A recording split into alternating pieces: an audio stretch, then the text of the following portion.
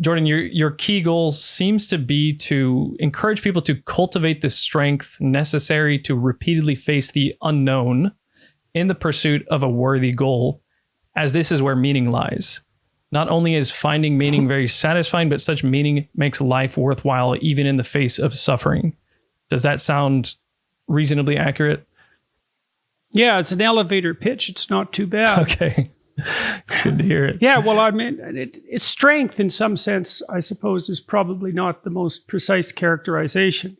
Okay. Because it's too narrow.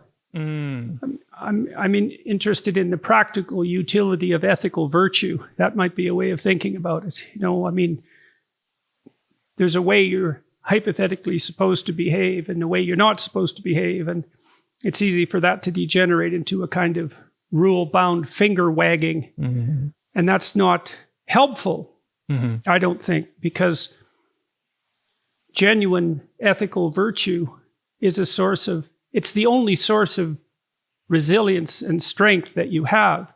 And it's also the place, as far as I can tell, that the meaning that allows you to set yourself against suffering resides. People talk about life and its meaning, and they say, well, life is meaningless, but people never mean that, because if you're in pain or you're terrified, you're overwhelmed with meaning. It's just not the kind of meaning you want. And it's not a reality you can talk yourself out of easily. And that's particularly true of pain, but it can also be true of anxiety. And so the question is there a reliable source of meaning that you can set against that?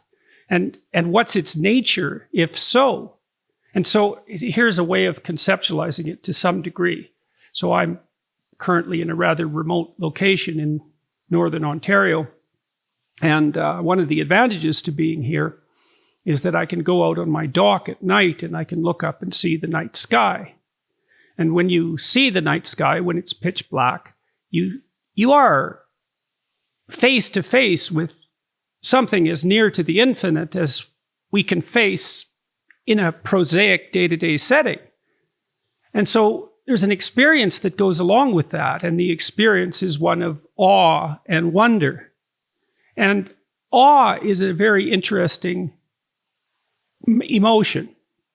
Let's say it's unbelievably ancient from a biological perspective. So if you feel awe, your hair might stand up on end. Mm-hmm. And sometimes you get that feeling, chills running down your back, say, when you're listening to music that you particularly enjoy. And that's a variant of the reflex that prey animals have when they see a predator. Their hair stands on end so that they look bigger. Now, of course, they don't know that. So part of that feeling of awe is tied to our ancient mammalian heritage. It's a variation of the response we had to a predator. We're in the face of we're facing something much greater than ourselves. Mm-hmm. And so, but there's more to it if you think it through, because when you face the night sky, for example, or you confront something that fills you with wonder and awe, there's also a call to action that's sort of implicit in it. And maybe you think, well, the wolf is calling to the rabbit to be better at defending itself in some sense, to be a better rabbit, because otherwise, man, you're going to be eaten by the wolf. And when you look up in the night sky, to the night sky, and you feel awe, there's a call there. It's part of that experience to imitate that great thing that you perceive. Now, you might say, well, how can you imitate the infinite cosmos as well? Obviously, that's a very complicated question. But, you're a very complicated thing. And God only knows what it means for you to imitate the infinite when you apprehend it. I mean, in some sense, that's the fundamental question of life, is how do we adapt ourselves to the infinite complexity that surrounds us? What must we become? Well, you don't merely think that through. And I mean, you don't, I don't, human beings in general don't. We puzzle it out, and we use all sorts of information to do that. And some of these more primordial experiences that are outside the domain of strict rationality nonetheless point us in an ethical direction. And the ethic would be you should and could be more than you are. Well, then the question is, how do you bring that to earth? How does that look when you try to embody it day to day? Well, I would say these are obviously not my ideas. They're very old ideas. Well, maybe you ally yourself with truth to the degree that you can. Maybe you pursue beauty. Maybe you pursue the love that attaches you appropriately to other people, etc., etc. And so, and you do that because, well, I think you do it because life is very, very difficult.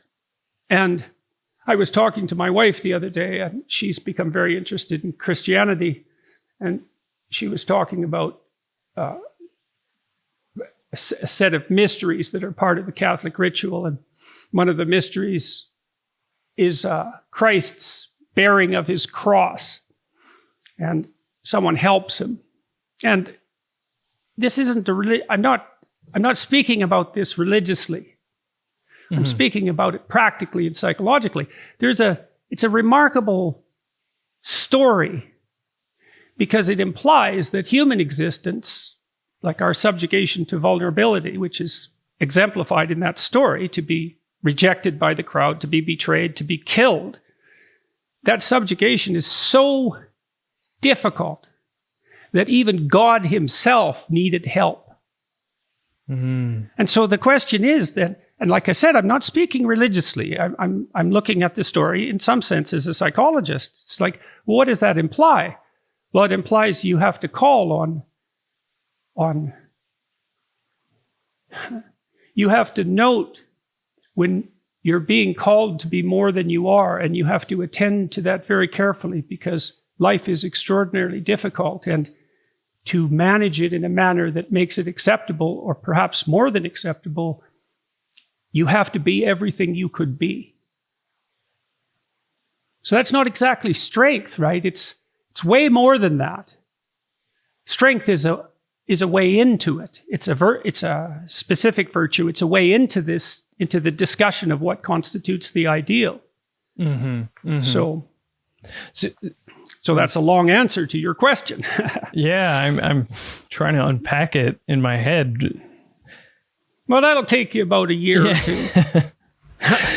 Yeah, I could see. One of the things I've been wrestling with, because I've talked to and thought very deeply about materialist atheism and reductive materialism, and I believe there are genuine flaws with that perspective. Really significant and, in some sense, irreparable flaws.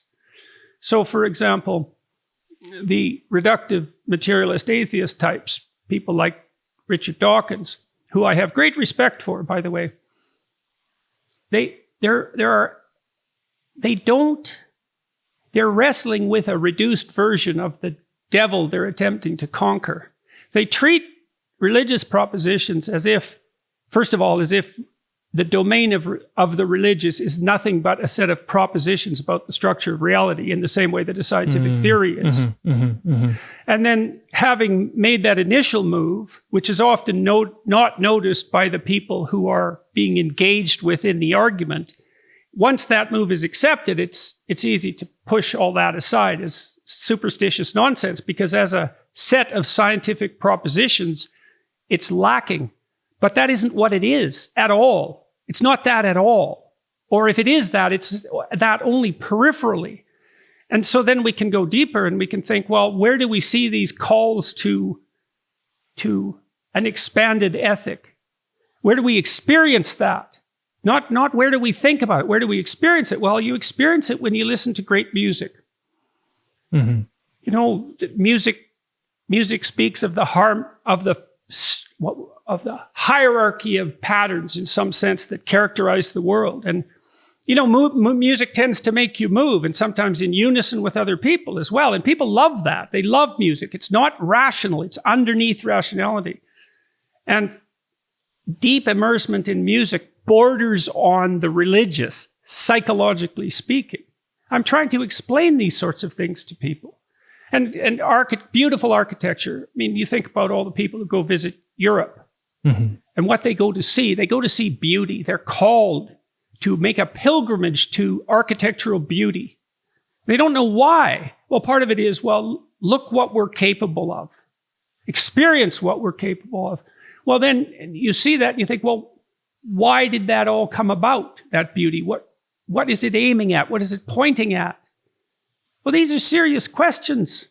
They're not, you can't just brush them away with an argument that makes the entire domain of religious experience a form of primitive, explicit propositions about the structure of reality. That isn't what it is. It's hardly that at all. Dance is the same thing in some ways.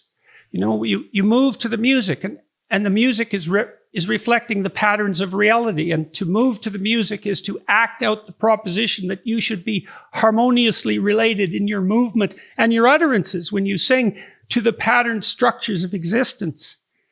It's like, well, who can deny that? And then look what happens if you do deny that. Well, then you stop listening to music and you stop dancing. Well, really? You want to stop doing that? No, you want to do that all the time. You want to spend every second doing that.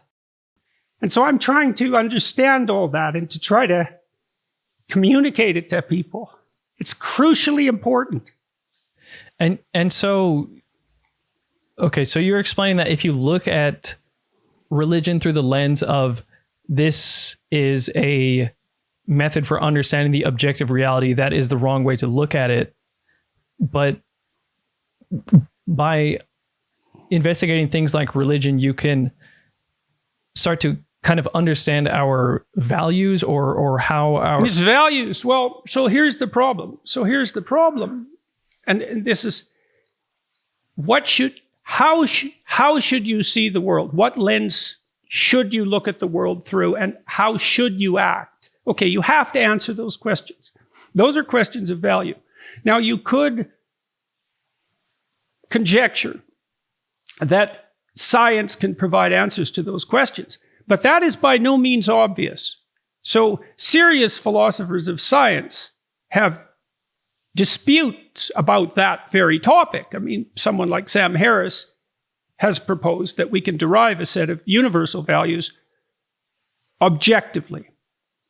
But many serious thinkers don't presume that. Stephen Jay Gould, who was a Marxist evolutionary biologist, a very famous one, I believe it was Gould who formulated the two magisterium theory. There's a domain of objective inquiry and there's a domain of values, and they're actually separate. And science strives to be value-free. Now, it can't entirely do that because scientists have to choose what they're going to investigate, and they do that from within the frame of a value structure. But hypothetically, in its ideal, science is value-free, and that means it doesn't rank order its objects in any way that would guide you when you are interacting with them. If you decide how to do something, then maybe you could use the scientific method to figure out how to do it more efficiently.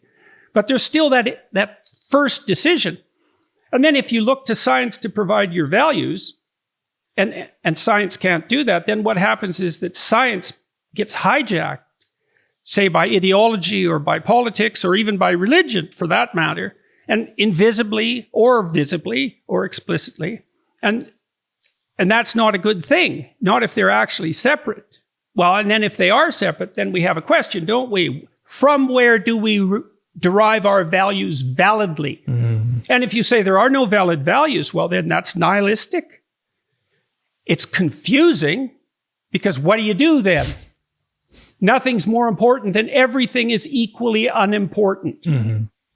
Well, if you really believe that and you act it out, that's virtually indistinguishable from being clinically depressed and paralyzed, let's say, by anxiety. Well, that doesn't seem... I mean, you could say, well, the universe is so brutal in its fundamental reality that if you saw it in its unvarnished, you would become depressed and terrified. I mean, you could make that claim, and that's actually an accurate way of viewing the world. But that's a pretty hopeless idea. It isn't helpful to people, and you shouldn't jump to the conclusion that it's true. Mm-hmm. So we have to have a serious conversation about this. From where do we validly derive our values? And so I've spent my whole life trying to understand that. And partly because I was terrified into pursuing that question, because part of the way people derive their values sometimes is by falling prey to totalitarian ideologies. And then what happens? Well, millions of people die. Mm-hmm. Or we start a war, and maybe a thermonuclear war. So this exercise isn't optional. That reminds me of one of the things that I wanted to ask you about is, what do you mean by a map of meaning, and why did you decide to title your 1999 book that? So, well, you need that. I believe, and I believe this as a scientist, and is that you perceive the world through a structure of value that is essentially a map of the territory. So when you look out at the world, you think, well, there's the world, that's the objective world. But obviously you don't just see the objective world, because we wouldn't have had to develop science to give us a picture of the objective world if you just saw the objective world. Mm-hmm. It's actually pretty damn difficult to formalize an objective picture of the world. So if you don't see the objective world, well, what is it that you see? Well, a lot of what you see, a tremendous amount of what you see, is memory. Like, you don't know that, but your brain uses memory to represent things whenever it can, because seeing the world is unbelievably challenging neurologically. I mean, the center part of your vision, the fovea, which is what you use to look right in someone else's eyes, what you use to focus on when you need high resolution image. So the high resolution part of your eye is a very small part of the fovea. And the reason for that is that every cell in the fovea is connected to 10,000 neurons in the primary visual cortex, and then they're connected to a very large number of additional neurons. Each neuron has maybe something like 10,000 connections. So if your whole retina was fovea, your head would have to be this big just to hold the visual cortex. Mm-hmm. And so we exercise the use of our central vision very selectively. We only look at what's important. Mm-hmm. Mm-hmm. Well, what's important is what's valuable. Well, you don't know that you're making an unbelievably complex, value-laden decision whenever you look at something. It's actually the frame through which you see the world. And it's a map. And the reason for that is, well, you have to do things. You have to get from point A to point B. You're a mobile creature. And so you have to see the world as a place to traverse. And